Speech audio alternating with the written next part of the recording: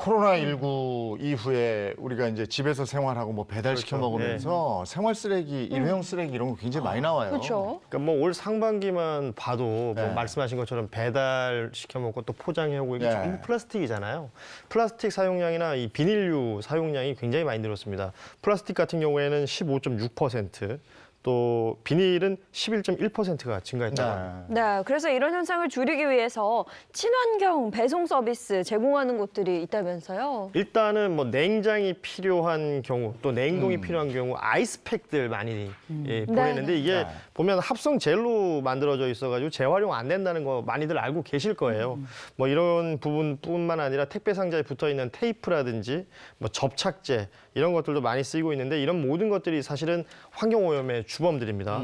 그런데 그 한 홈쇼핑, G 홈쇼핑 같은 경우에는 1월부터 합성 젤 대신에 저 아이스팩을 이제 물을 얼려서 사용할 수 있게끔 만들었고요. 또 보냉 박스 같은 경우에는 친환경 포장재 쓰는 곳들도 많이 생겨나고 있고 또 일상생활에서 쓸 수 있는 파우치에 물건들 담아서 배송하는 곳들도 생겨나고 있습니다. 그리고 테이프나 접착제를 사용하지 않는 이 조립 형태의 종이 상자를 배송할 때 쓰기 때문에 뭐 이런 부분들이 많이 그 환경 오염을 줄이는데 노력을 하고 있다 볼 수가 있겠죠. 네. 네, 사실은 우리가 포장재가 거의 대부분 다 비닐이거든요. 네. 네. 이게 뭐 500년가도 안 썩는다 이런 얘기가 있는데 최근에 이 포장에 대한 여러 관심사들도 증가하고 있어서 이번에 보니까 한 C그룹에서 폐플라스틱 문제를 근본적으로 좀 해결을 하겠다 싶어가지고 이번에 썩는 플라스틱을 개발을 했다는 겁니다. 근데 이 플라스틱이 바다에서 100% 생분해 된다. 아, 그래요? 대단하죠? 이거야말로 친환경적이고 환경을 위한 발걸음이 아닌가 싶어요.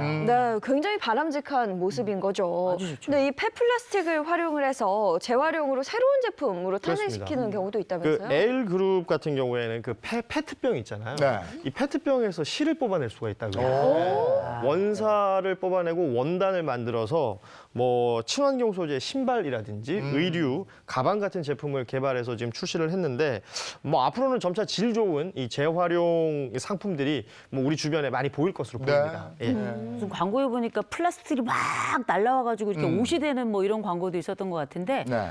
분명한 건 옛날에는 이런 것들을 다 자그마한 시민운동을 하는 사회적 기업에서 많이 했었거든요. 네. 근데 이제는 대기업 측에서 직접적으로 나서서 이런 일을 한다는 것 자체가 건강한 소비를 주도한다는 면도 있고 또 미래를 준비한다는 면에 있어서 저는 굉장히 고무적이라고 봅니다. 우리도 생활 속에서 플라스틱 줄이기 실천할 수 있을 텐데 플라스틱 다이어트를 실천할 수 있는 방법은 뭐가 있겠습니까?